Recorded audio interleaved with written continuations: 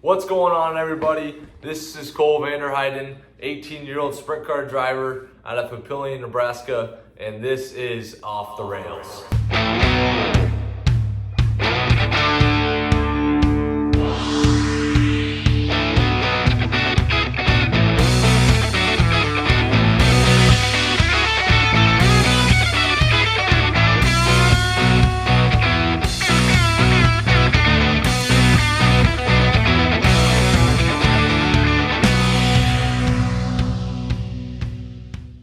This video series is going to be me answering any questions that you guys have about sprint car racing, about my personal life, or anything that I do around the shop, or anything about race cars. And I'm going to be answering about 7 questions every Friday. So comment your questions below and we'll get into the video. So the first question in this Off the Rails series, episode 1, is going to be, how did I get into racing? My dad used to race sprint cars back in 2013 and 2014 at Eagle Raceway, and he took a few years off and started a physical therapy business with my mom, and which is now Genevieve Physical Therapy, which is one of my biggest sponsors. They used to sponsor my dad's car, and they've grown so much over the last 10 or so years that they've been operating, and huge thanks from mom and dad.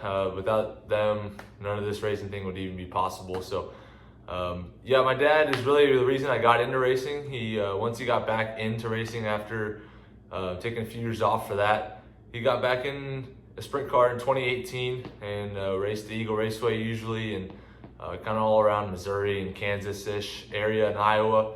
And then I hopped into a go-kart back in 2020, COVID year, when everybody started to get COVID and started to get sick. And back when I first started racing go-karts, this bad boy was my helmet. This is the first helmet that I ever bought. Well, I think my dad bought it, but just plain black helmet. I think it's a Zamp.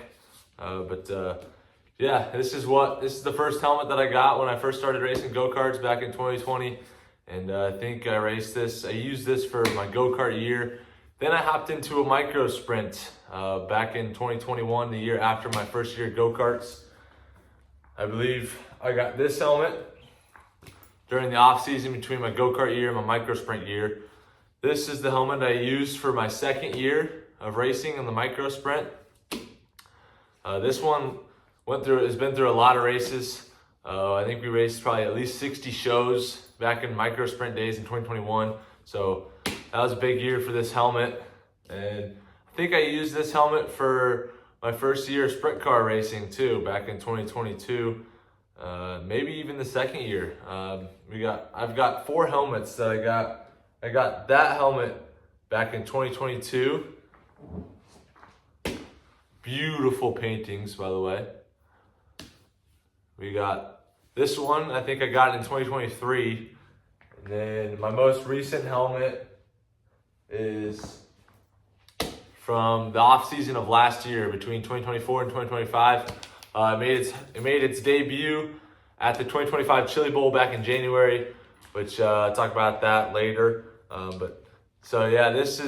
got this in January this year and raced it at the Chili Bowl and all this year. So it's been through its ups and downs, but those are my helmets for my first 6 years of racing. So 4 helmets in 6 years. Most people probably don't have that many helmets. So huge thanks to everybody who's supporting me for my racing career and allows me to get these super sick helmets. And move on to question 2. If money didn't matter, what car and series would I be racing in full time? Obviously, I would love to be in a 410 sprint car for a full-time job, racing in and out every weekend from February to November, October. I think my dream series is the High Limit Tour. Just the way that they run their races and the fun aspect of it, and Tony and Chase, they're really funny guys I like to watch on the weekends, and just the guys that race with the series, like Rico, amazing guy, and just all the other guys that race. They're living my dream. hopefully I get there one day. We're starting to race all 3 sprint cars next year, so it's going to be a jam-packed schedule for me. Hopefully I can get my name out there and find some big sponsors, big partners, and hopefully make it to the top one day. Yeah, because if money didn't matter, I would be in a 410 sprint car racing full time, probably with the High Limit Series. Just living on the road, I at least just want to try it out. So it definitely would be my dream to do that, but just a little bit of money holding me back from that. So we're gonna work with what we got, and definitely thanks for the opportunity from Zach Davis and Rick and Chris Bowers for the 360 ride that I'm getting and 410 ride that I'm getting, and my dad Mark Vanderheiden for offering me to drive his 305 sprint car, family owned. We'll move on to question 3. Question number 3 is, why does some sprint cars have the wing all the way back and some cars have the wing all the way forward during the race? So at the start of the race, start of the night, when the track is super sticky, and you're gonna want your wing as far forward as possible, maybe not too far forward, but kind of right in the middle, but in the middle of the front, if you know what I'm saying.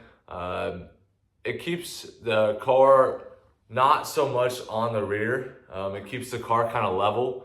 As the track starts to slick off and starts to get more black and dusty, as the track gets more dusty and you get more dust in your eyes when you're watching the races, that's when you want to start moving your wing back. When you move the wing back, it puts more weight on the rear end of the car, which puts more weight on the rear end of the rear tires, so they don't spin as much and buzz off more rubber.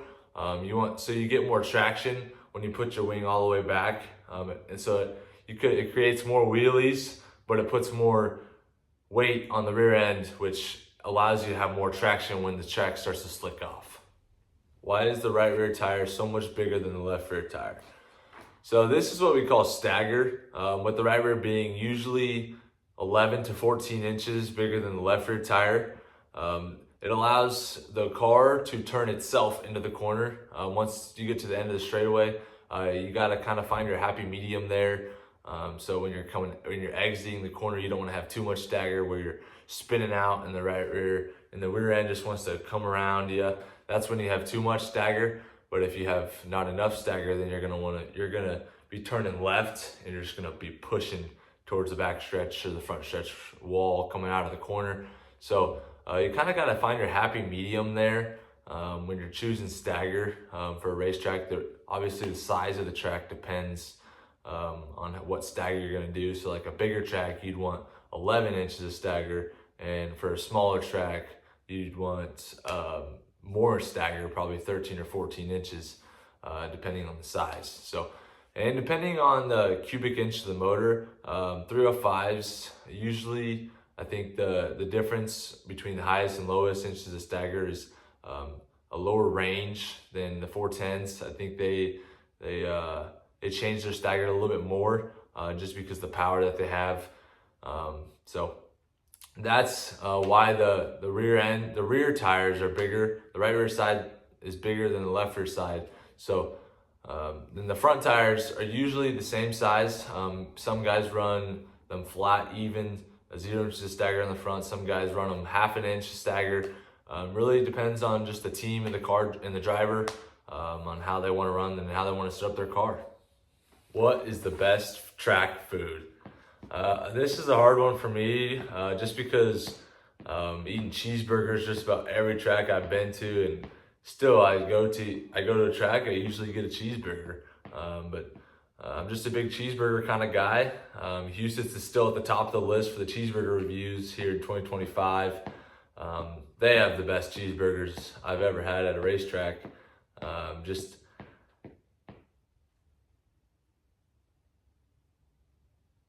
The facility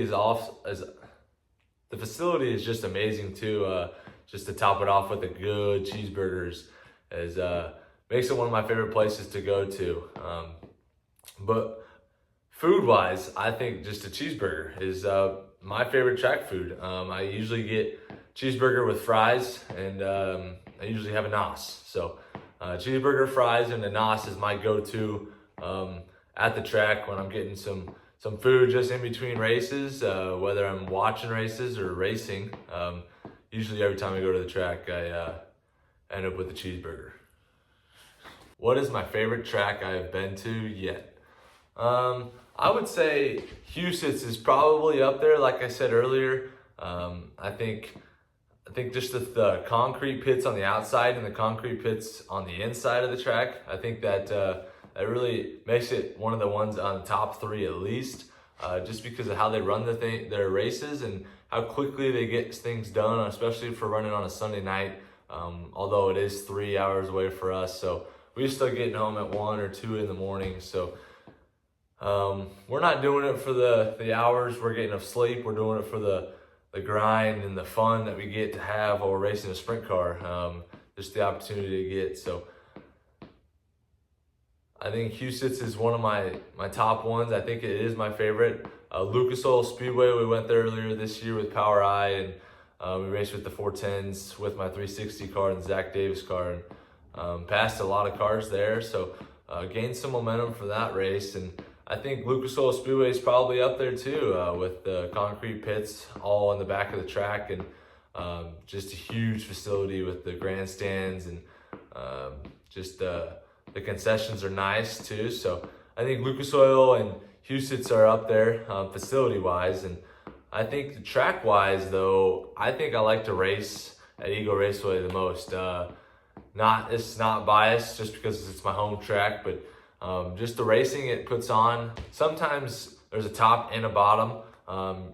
Usually it's top dominant in 3 and 4, and 1 and 2 it's kind of all over the place. And I think it just makes it good for a good 305 track. Even when high limits come, they always put on a good show the last couple of years. And I think Eagle Raceway puts on some good racing. We got all 4 cars at Eagle Raceway Nationals. So Eagle Raceway is one of my favorite tracks to race at. And facility-wise, I think Huset's and Lucas Oil Speedway are my favorite places to visit.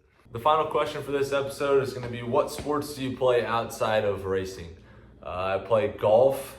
As you can see, I got some clubs over there. In the last 4 years throughout high school, I've played for my high school team at Papio South. Our team made it to state for golf this recent spring in May.